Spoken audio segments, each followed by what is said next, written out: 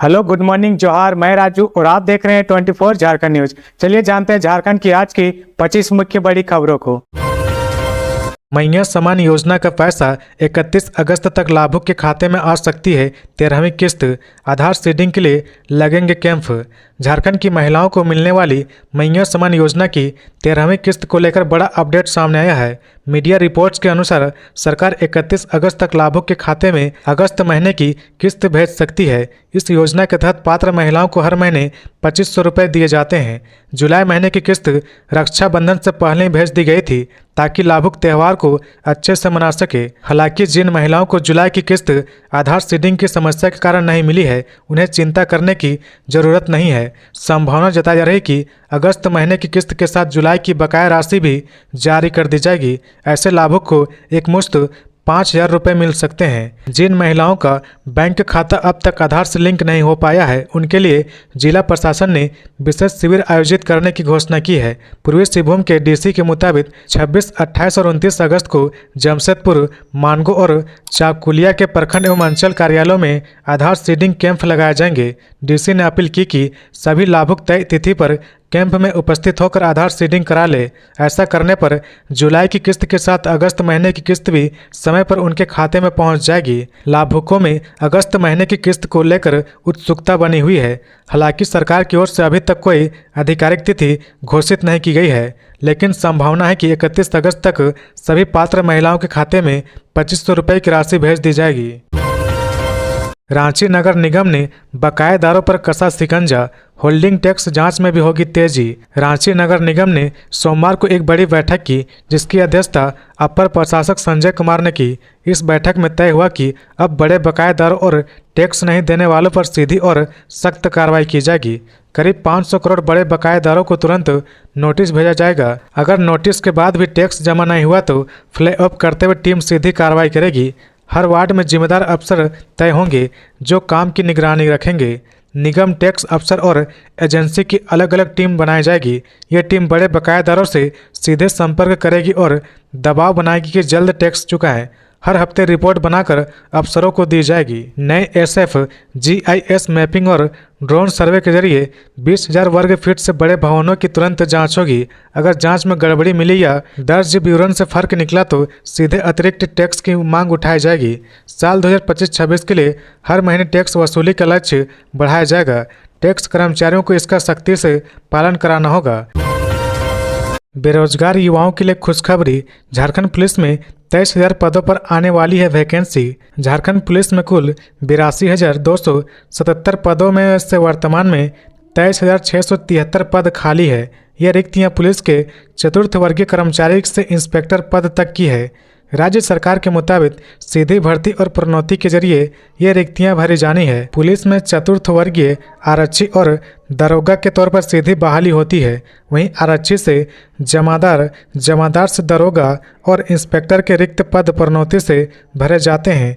इन खाली पदों पर नियुक्ति के लिए सरकार जल्द विभागों को अधियाचना भेजेगी। पुलिस व समकक्ष पदों पर एक साथ होगी बहाली। राज्य सरकार ने झारखंड पुलिस में आरक्षी व आरक्षी के सभी समकक्ष पदों मसलन उत्पाद सिपाही, कक्षपाल, वनरक्षी, होमगार्ड में आरक्षी के पदों पर संयुक्त भर्ती प्रक्रिया में संशोधन कर नए संयुक्त भर्ती नियमावली 2025 का गठन किया है। राज्य सरकार के मुताबिक नई नियमावली गठित किए जाने के बाद आरक्षी के पूर्व में प्रकाशित विज्ञापन को रद्द कर दिया है।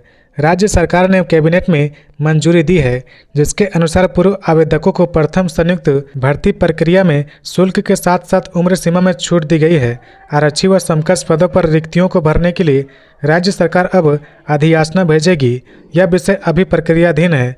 हालांकि झारखंड उत्पाद सिपाही प्रतियोगिता परीक्षा 2023 में लिखित परीक्षा का आयोजन होना है। इस परीक्षा प्रक्रिया में पूरी होने के बाद ही रिक्तियों को नए संयुक्त भर्ती नियमावली के जरिए ही भरा जाएगा। जाने झारखंड में 28 अगस्त को कैसा रहेगा मौसम। 29 और 30 अगस्त को भारी बारिश एवं वज्रपात की चेतावनी। झारखंड में गुरुवार 28 अगस्त को तेज हवाओं के साथ बारिश की संभावना है। 30 से 40 किलोमीटर प्रति घंटे की रफ्तार से हवाएं चल सकती है। गरज के साथ वज्रपात भी हो सकता है। मौसम विभाग ने अपने पूर्व अनुमान में बताया कि पलामू समेत 4 जिलों को छोड़कर शेष भागों में झमाझम बारिश होने के आसार है। येलो अलर्ट जारी किया गया है। 29 और 30 अगस्त 2025 को भारी बारिश की चेतावनी जारी की गई है। झारखंड के उत्तर पश्चिमी भागों पलामू, गढ़वा, लातेहार और चतरा जिला को छोड़कर शेष भागों में गुरुवार 28 अगस्त को तेज हवाएं 30 से 40 किलोमीटर प्रति घंटे की रफ्तार से बारिश हो सकती है। गरज के साथ वज्रपात की भी आशंका है। मौसम विभाग ने येलो अलर्ट जारी कर दिया है। झारखंड के दक्षिण पूर्वी एवं उत्तर पूर्वी देवघर, दुमका, गिरिडीह, गोड्डा, जामताड़ा, पाकुड़ और साहेबगंज जिला में शुक्रवार को कहीं कहीं भारी बारिश हो सकती है। तेज हवाएं चल सकती है। गरज के साथ वज्रपात भी हो सकता है। मौसम विभाग ने 30 अगस्त 2025 शनिवार को झारखंड के मध्यवर्ती भागों रांची, गुमला, बोकारो, हजारीबाग, खूंटी, रामगढ़, लोहरदगा, कोडरमा, धनबाद में कहीं कहीं पर भारी बारिश हो सकती है। तेज हवाएं चल सकती है। गरज के साथ वज्रपात की भी आशंका है। इसके लिए येलो अलर्ट जारी किया गया है। मंत्री इरफान अंसारी की घोषणा, रिम्स 2 का नाम होगा Shibu Soren institute of medical science. Jharkhand के स्वास्थ्य मंत्री डॉक्टर इरफान अंसारी ने मंगलवार को एक बड़ी घोषणा करते हुए बताया कि रांची के नगरी मौजा में प्रस्तावित रिम्स 2 अब दिसोम गुरु शिबू सोरेन के नाम पर स्थापित किया जाएगा। इसका नाम होगा Shibu Soren institute of medical science. मंत्री ने दावा किया कि यह संस्थान एशिया का सबसे बड़ा और आधुनिक सुपर स्पेशलिटी अस्पताल बनेगा। उन्होंने कहा कि यह केवल एक मेडिकल संस्थान नहीं बल्कि झारखंड की अस्मिता और पहचान से जुड़ी एक ऐतिहासिक पहल है। स्वास्थ्य मंत्री ने कहा कि शिबू सोरेन ने आदिवासी, दलित, गरीब और किसान वर्गों के अधिकारों की लड़ाई लड़ी।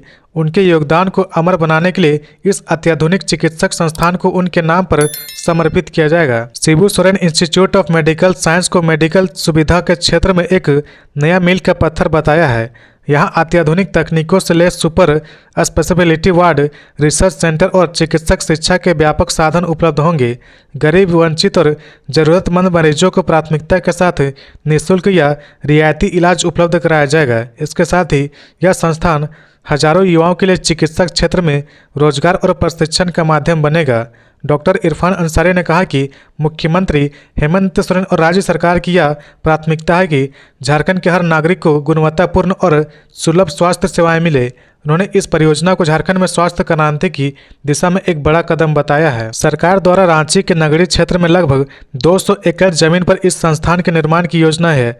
जमीन की घेराबंदी और निर्माण प्रक्रिया शुरू होते ही इस परियोजना को लेकर स्थानीय स्तर पर कुछ विवाद भी सामने आए हैं। हालांकि सरकार का कहना है कि यह परियोजना राज्य और पूरे पूर्वी भारत के लिए स्वास्थ्य के क्षेत्र में एक ऐतिहासिक उपलब्धि साबित होगा।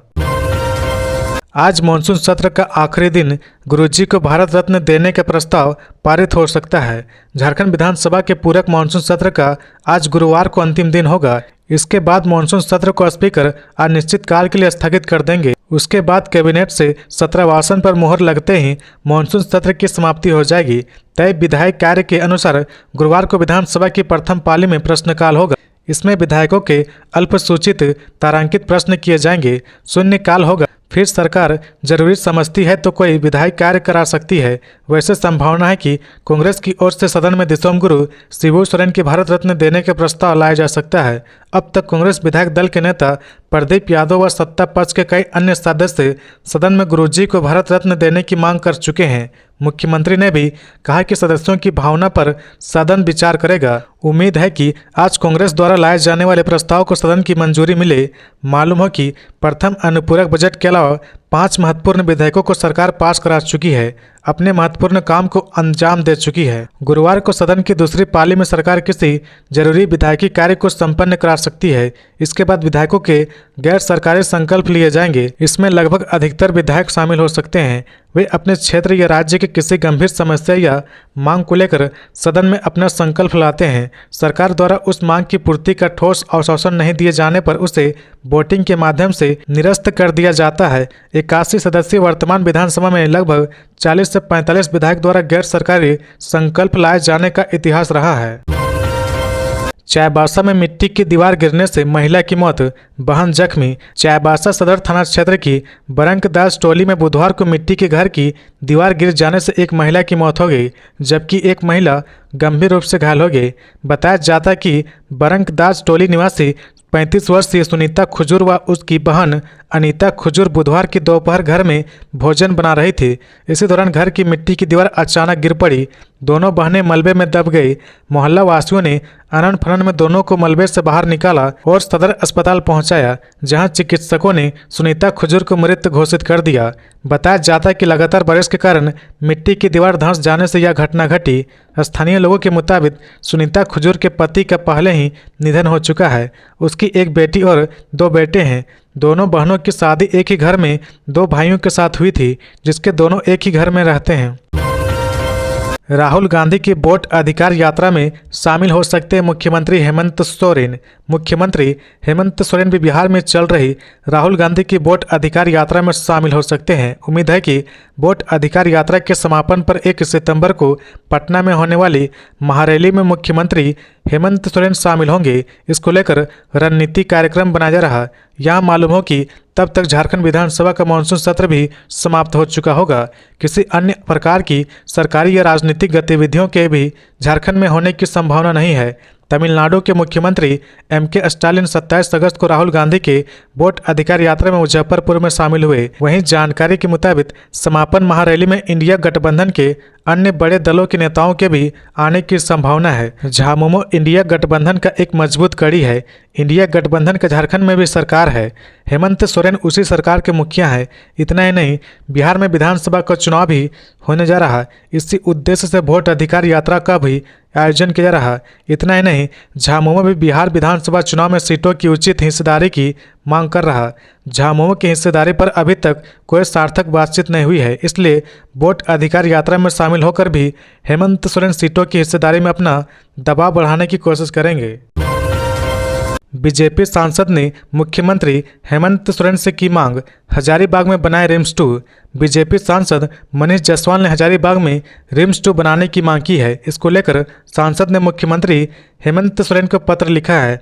पत्र में कहा कि वर्तमान में राज्य की स्वास्थ्य व्यवस्था पर बढ़ते बोझ को कम करने और उत्तर पूर्व झारखंड के लोगों को बेहतर चिकित्सा सुविधा उपलब्ध कराने के लिए हजारीबाग में रिम्स 2 की स्थापना अत्यंत आवश्यक है। सांसद ने कारण गिनाते हुए कहा कि रांची रिम्स पर अत्यधिक मरीजों का भार है, जिसका एक बड़ा कारण हजारीबाग और इसके आसपास के प्रमंडलों से आने वाले मरीज है। हजारीबाग न केवल उत्तरी छोटानागपुर प्रमंडल का मुख्यालय है, बल्कि यह अपने राजनीतिक भौगोलिक स्थान के कारण कई बड़े जिलों का केंद्र है। यह कोडरमा, चतरा, रामगढ़, बोकारो और गिरिडीह जैसे जिलों से सीधे जुड़ा हुआ है। इसके अतिरिक्त बिहार राज्य की सीमा से सटे होने के कारण पड़ोसी क्षेत्रों के मरीजों को भी यहाँ से चिकित्सक सुविधाएं मिल सकती है। हजारीबाग जिला मुख्यालय से राष्ट्रीय राजमार्ग NH2 और NH33 सहित कई महत्वपूर्ण सड़कें गुजरती है, जिससे कनेक्टिविटी उत्कृष्ट है। हजारीबाग में पर्याप्त मात्रा में सरकारी जमीन उपलब्ध है, जिससे परियोजना को तेजी से कार्यान्वित किया जा सकता है। रांची स्थित रिम्स पर मौजूदा भार को कम करने का यह महत्वपूर्ण भूमिका निभाएगा और मरीजों को लंबी यात्रा करने की आवश्यकता नहीं होगी। हजारीबाग में रिम्स 2 की स्थापना से न केवल इस प्रमंडल बल्कि पूरे उत्तरी और उत्तरी पूर्वी झारखंड के लाखों लोगों को सीधा लाभ मिलेगा। सांसद ने कहा कि राजधानी रांची जमीन विवादों का केंद्र है और ऐसे में हजारीबाग में रिम्स 2 की स्थापना बड़े ही सुलभता से तीव्र गति से हो सकता है। मेरा एक सलाह भी होगा कि रिम्स की स्थापना झारखंड के सभी प्रमंडल मुख्यालय में किया जाए तो लोक हित में बेहतर और स्वास्थ्य सुविधा के लिए मील का पत्थर साबित होगा। मोदी सरनेम पर टिप्पणी केस में राहुल गांधी के विरुद्ध पहली गवाही दर्ज। कांग्रेस के पूर्व राष्ट्रीय अध्यक्ष और लोकसभा सांसद राहुल गांधी के खिलाफ मोदी सरनेम पर टिप्पणी को लेकर दर्ज मानहानि केस में रांची सिविल कोर्ट में सुनवाई हुई। बुधवार की सुनवाई के दौरान रांची MP MLA कोर्ट में गवाह आनंद कुमार मोदी की गवाही दर्ज हुई, जिसके बाद गवाह का क्रॉस एग्जामिनेशन करने के लिए राहुल गांधी ने समय मांगा। अब कोर्ट इस मामले में 20 सितंबर को सुनवाई करेगा। बता दें कि राहुल गांधी ने लोकसभा चुनाव 2019 के प्रचार के दौरान रांची के मोराबादी मैदान में कांग्रेस की सभा में नरेंद्र मोदी, नीरव मोदी, ललित मोदी का नाम लेने के साथ कहा था कि जिनके नाम के आगे मोदी है वह सभी चोर हैं। इस कथित आपत्तिजनक टिप्पणी पर अधिवक्ता प्रदीप मोदी ने रांची सिविल कोर्ट में शिकायत दर्ज कराई थी। रांची को जल्द मिलेगी 10 लेन हाईटेक सड़क, नवंबर से शुरू होगा निर्माण कार्य। झारखंड की राजधानी रांची में रहने वाले लोगों को जल्द ही 10 लेन वाली हाईटेक सड़क देखने को मिल सकती है। 10 लेन वाली सड़क पर इस साल काम शुरू करने की तैयारी में है। इसका काम state highway authority of Jharkhand को दिया गया है। प्रयास यह है कि नवंबर तक टेंडर फाइनल करके काम आवंटित कर दिया जाएगा। यह सड़क धुरवा में विवेकानंद स्कूल के आगे से लेकर नया सराय होते हुए रिंग रोड तक बनेगी। इसकी लागत करीब 301 करोड़ रुपए होगी। इसका मुख्य मार्ग 6 लेन का होगा, जिस पर वीवीआईपी, वीआईपी सहित अन्य खास वाहनों का परिचालन होगा। वहीं दोनों किनारों 2-2 लेन का सर्विस रोड होगा। सीआरपीएफ कैंप के आगे से पूरी सड़क ग्रीन फील्ड होगी, जो आगे चलकर रिंग रोड में मिल जाएगी। इस सड़क पर बिरसा चौक से धुरवा गोलचक्कर तक बनी स्मार्ट सड़क की तर्ज पर दोनों किनारे साइकिल ट्रैक होगा। साइकिल ट्रैक के ऊपर सोलर प्लेट लगाए जाएंगे। इससे उत्पन्न बिजली से सड़क पर लाइटिंग की व्यवस्था होगी। बेहतर ड्रेनेज सुविधा होगी। जगह जगह पर बैठने की व्यवस्था होगी। पूरी सड़क को सुंदर लुक दिया जाएगा। रांची स्मार्ट सिटी का शोभा बढ़ाएंगे आधुनिक पार्क। राजधानी रांची को खूबसूरत एवं आकर्षक बनाने की परिकल्पना तेजी से साकार लेने लगी है। नगर विकास एवं आवास विभाग के मंत्री सुदीप कुमार ने रांची स्मार्ट सिटी को और बेहतर बनाने के क्रम में इको पार्क, कम्युनिटी पार्क एवं रिक्रिएशनल पार्क के निर्माण को मंजूरी दे दी है। नगर विकास एवं आवास विभाग के प्रधान सचिव सुनील कुमार ने पार्कों के निर्माण का कार्यवाही जुडको को सौंपा है। जुडको ने डीपीआर तैयार कर लिया है। प्रधान सचिव ने जल्द से जल्द निविदा निकालने की प्रक्रिया आरंभ करने का निर्देश दिया। प्रधान सचिव सुनील कुमार ने कहा कि रांची शहर में वैसे तो कई पार्क है, लेकिन धुरवा स्थित स्मार्ट सिटी में बनने वाले इको, कम्युनिटी और रिक्रिएशनल पार्क ऐसा होगा जिसमें लोग 2 पल सुकून से गुजार सकेंगे। इन पार्कों को एक पर्यटक स्थल के रूप में भी उपयोग किया जा सकता है। पार्कों की हवा उनके स्वास्थ्य के अनुरूप होगी। उन्होंने कहा कि पैकेज 1 के तहत धुरवा गोलचक्कर से हटिया डैम की ओर जाने वाले मार्ग स्थित पेट्रोल पंप के पास लगभग 8 एकड़ परिक्षेत्र में सड़क के दोनों ओर पार्क बनेगा। यह पार्क 2 हिस्सों में होगा। करम पर्व 3 सितंबर को मनाया जाएगा। जावा रखना हुआ शुरू। भाई बहन का पवित्र पर्व करम 3 सितंबर को मनाया जाएगा। इस दिन बहन दिन भर उपवास पर रहेंगी।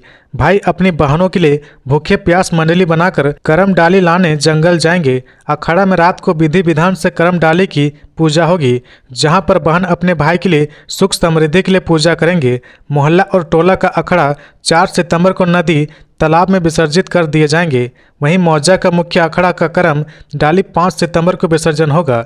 सरना आदिवासी भाई अपने बहनों के लिए करम डाली अखाड़ा में गाड़ेंगे। इससे पहले बहनों ने 7 प्रकार के बीज गेहूं, धान, मड़ुआ, चना, बाजरा, मक्का और उड़द का जावा रखना शुरू कर दी। करम पर्व आदिवासी समाज बड़े हर्षोल्लास के साथ मनाएंगे।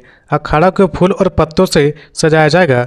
पारंपरिक वाद्ययंत्र, ढोल, नगाड़ा और मांदर की धुन सुनाई देगी। इसके साथ ही पारंपरिक वेशभूषा में पूजा एवं नृत्य करते दिखाई देंगे। इसके साथ ही आदिवासी समुदाय के घरों में विभिन्न प्रकार के पकवान भी बनाया जाएगा।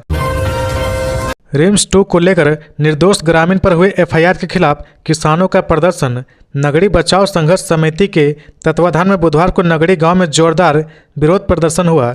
ग्रामीणों ने सरकार के बयान और आंदोलन में शामिल निर्दोष ग्रामीणों पर दर्ज की गई एफआईआर का तीखा विरोध किया। इस मौके पर ग्रामीण ने स्वास्थ्य मंत्री डॉक्टर इरफान अंसारी, कांके विधायक सुरेश कुमार बैठा एवं कांके सरना समिति के अध्यक्ष रंजीत टोपो का पुतला दहन किया। पुतला दहन के बाद गाँव में ग्राम सभा आयोजित किया गया। इस दौरान निर्णय लिया गया कि कांके विधायक सुरेश कुमार बैठा और कांके सरना समिति अध्यक्ष रंजीत टोपो का बहिष्कार किया जाएगा। ग्रामीणों का कहना है कि इन दोनों नेताओं ने जनता की भावनाओं की अनदेखी कर सरकार के पक्ष में खड़ा हुआ। तत्वाधान में बुधवार को नगड़ी गांव में जोरदार विरोध प्रदर्शन हुआ। ग्रामीणों ने कहा कि वे रिम्स 2 अस्पताल का विरोध नहीं करते, लेकिन सरकार इसे खेतिहार जमीन पर बना रही है। जिससे हजारों किसान परिवार की बर्बादी कगार पर पहुंच जाएंगे। ग्रामीण ने सरकार से मांग की कि नगड़ी की उपजाऊ जमीन की बजाय बंजर और अनुउपजाऊ जमीन पर रिम्स 2 का निर्माण किया जाए। नगड़ी बचाओ संघर्ष समिति ने चेतावनी देते हुए कहा कि यदि सरकार ने किसानों की जमीन पर निर्माण का फैसला वापस नहीं लिया तो आंदोलन और उग्र होगा। आने वाले दिनों में व्यापक जन आंदोलन की तैयारी की जाएगी। खूंटी पुलिस की बड़ी कार्रवाई, 242 किलो डोडा बरामद, 36 लाख से अधिक की कीमत। खूंटी जिले में अफीम और डोडा तस्करी के खिलाफ पुलिस की कार्रवाई लगातार जारी है। ताज़ा मामले में पुलिस ने 242 किलोग्राम अवैध डोडा बरामद किया है, जिसकी बाजार कीमत करीब 36,30,000 रुपये बताई जा रही। हालांकि तस्करी में शामिल आरोपी मौके से फरार हो गया। प्राप्त जानकारी के मुताबिक खूंटी एसपी मनीष टोपो को सूचना मिली थी कि साइको थाना क्षेत्र के मारंगहादा मोड़ के पास एक मारुति वैन से डोडा की तस्करी की जा रही। सूचना के आधार पर डीएसपी वरुण रजक और साइको थाना प्रभारी प्रभात रंजन पांडे के नेतृत्व में टीम ने देर रात वाहन जांच अभियान शुरू किया। जांच के दौरान एक संदिग्ध मारुति वैन मौके पर पहुंची। गाड़ी को मोड़ से पहले छोड़कर अंधेरे का फायदा उठाकर भाग निकले। वाहन की तलाशी लेने पर उसमें 12 बोरों में भरा कुल 242 किलो डोडा बरामद किया गया। जब्त सामग्री की अनुमानित बाजार कीमत लगभग 36,30,000 रुपये आंकी गई। डीएसपी अरुण रजक ने जानकारी देते हुए बताया कि गाड़ी मालिक और अज्ञात तस्करों के खिलाफ साइको थाने में मामला दर्ज कर लिया गया है। पुलिस फिलहाल फरार आरोपियों की पहचान और गिरफ्तारी के लिए लगातार छापेमारी अभियान चला रही है। शराब बेचकर चालू वित्तीय वर्ष में 4,000 करोड़ की कमाई करेगी झारखंड सरकार। रांची में 150 खुदरा दुकानों की हुई नीलामी। चालू वित्तीय वर्ष में शराब बेचकर राज्य सरकार 4,000 करोड़ रुपए कमाएगी। लॉटरी के जरिए शराब की दुकानों के आवंटन के बाद राज्य सरकार ने नई उत्पाद नीति के तहत 1 सितंबर से शराब बेचने की तैयारी शुरू कर दी है। उत्पाद मंत्री योगेंद्र प्रसाद के अनुसार हमने पिछले 24 सालों से उत्पाद विभाग के प्रति लोगों का नजरिया बदलने का काम किया है। उन्होंने दावा किया कि लॉटरी के जरिए पूरी पारदर्शिता के साथ दुकानों की नीलामी हुई है और कहीं से कोई उंगली नहीं उठी है और निश्चित रूप से राज्य का राजस्व भी बढ़ेगा। हमने उत्पाद विभाग के प्रति लोगों के उस नज़रिए को भी दूर करने का काम किया है जो हमेशा उसे संदेह की नज़र से देखते थे। उन्होंने कहा कि पिछली बार 2700 करोड़ रुपए का राजस्व मिला था, इस बार 4,000 करोड़ रुपए का लक्ष्य रखा गया है। उन्होंने आगे कहा कि पिछली बार 2,709 करोड़ रुपए मिले थे, इस बार सबका सहयोग रहा तो 4,100 करोड़ रुपए मिलेंगे।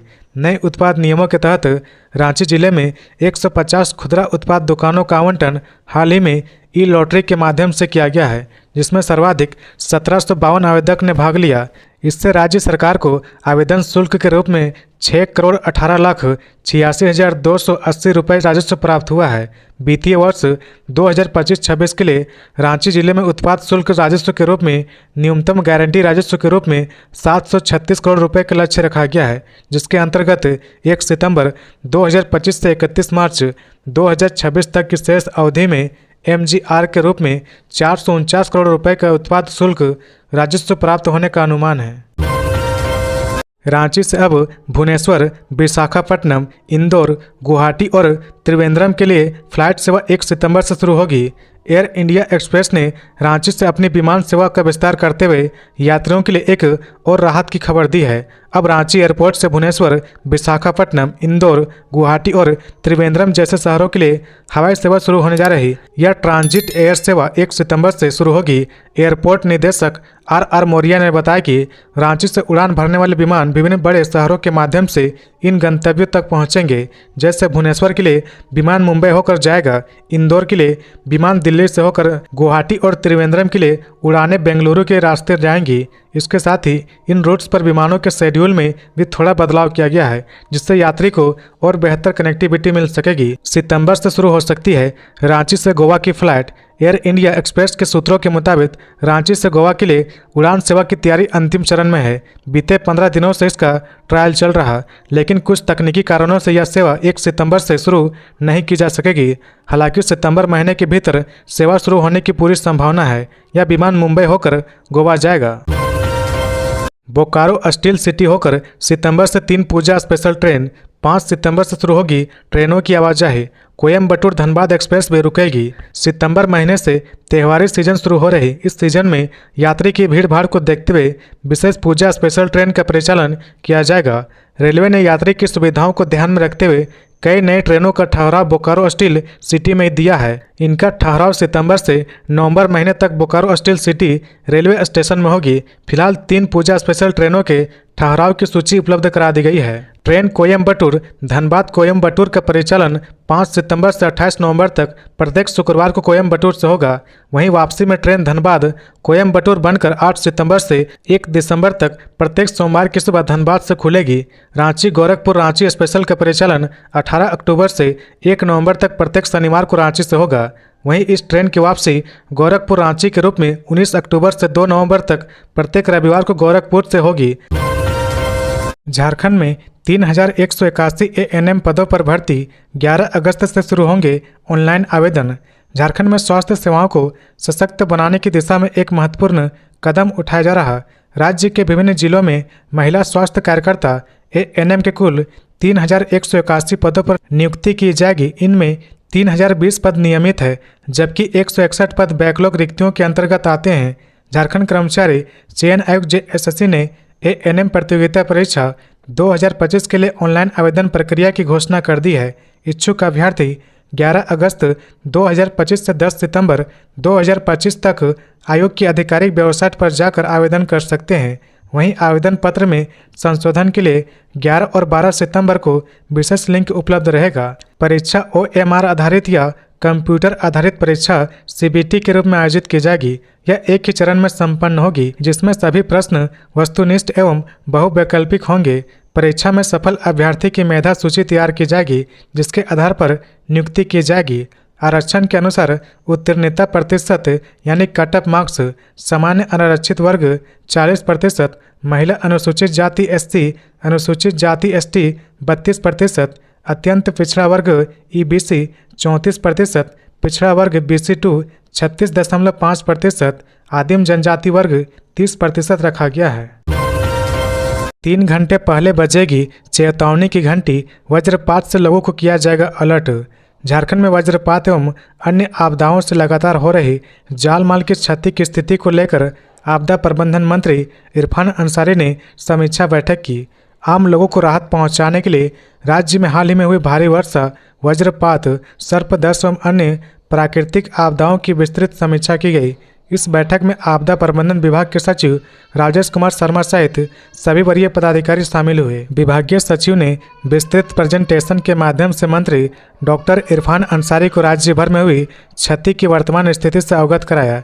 विभागीय सचिव के अनुसार पिछले 3 महीने में राज्य में विभिन्न आपदाओं से 431 लोगों की मृत्यु हुई है, जिसमें से 180 की मृत्यु वज्रपात से, 9 की मृत्यु भारी वर्षा से, 161 की मृत्यु पानी में डूबने से, 80 की मृत्यु सर्पदंश से एवं 1 व्यक्ति की मृत्यु बाढ़ से हुई है। इस दौरान घरों एवं फसलों को भी भारी क्षति हुई है।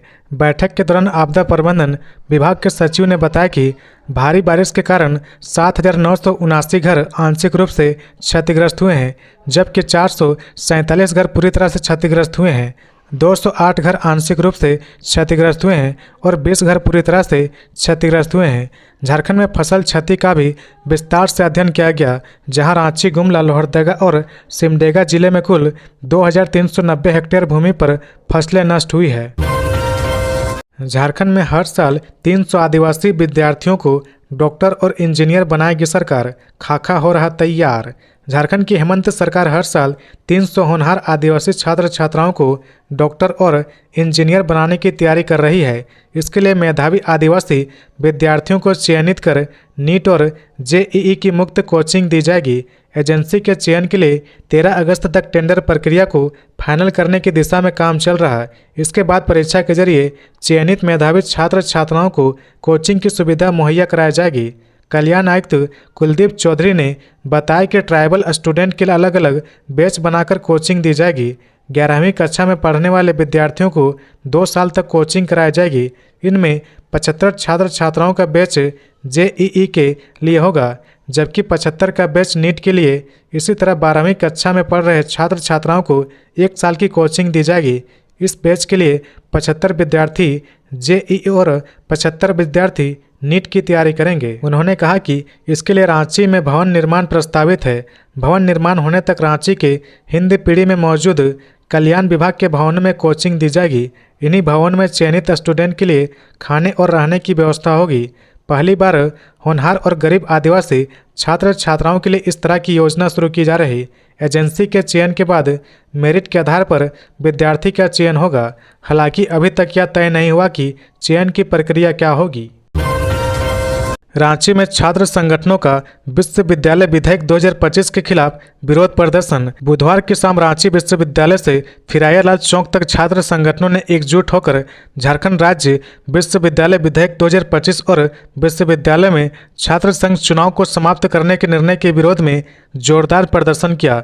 विरोध मार्च के दौरान प्रदर्शनकारी छात्रों ने मुख्यमंत्री हेमंत सोरेन के खिलाफ नारेबाजी करते हुए उनका पुतला भी दहन किया। हेमंत सरकार विधेयक वापस लो, लोकतंत्र पर हमला बंद करो जैसे नारों की गूंज राजधानी की सड़कों पर सुनाई दी। छात्र नेताओं का कहना है कि सरकार का यह फैसला न केवल छात्र राजनीति को खत्म करने की कोशिश में है, बल्कि यह लोकतंत्र पर सीधा हमला है। उन्होंने कहा कि छात्र प्रतिनिधि का चुनाव सीधे छात्रों के वोट से होना चाहिए ताकि वो जमीनी समस्याओं को समझते हुए उनके समाधान के लिए काम कर सके।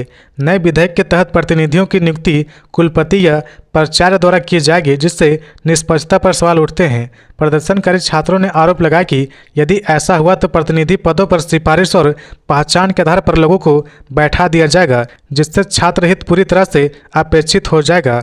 छात्र संघ ने चेतावनी दी कि जब तक सरकार यह विधेयक वापस नहीं लेती तब तक उनका आंदोलन जारी रहेगा। उन्होंने यह भी आरोप लगाया कि हेमंत सरकार राज्य में शिक्षा और लोकतांत्रिक प्रक्रिया दोनों को कमजोर करने का प्रयास कर रही है। तो ये थी आज की झारखंड की टॉप बड़ी खबरें। इसी तरह झारखंड की हर छोटी सी बड़ी खबर देखने के लिए आप हमारे चैनल 24 झारखंड न्यूज को सब्सक्राइब करके बेल आइकन प्रेस कर ले, जिससे झारखंड की हर छोटी सी बड़ी खबर की अपडेट आप तक पहुंचता रहे। तो आज के लिए बस इतना ही। हमें दीजिए इजाजत, फिर मिलते हैं नेक्स्ट न्यूज में।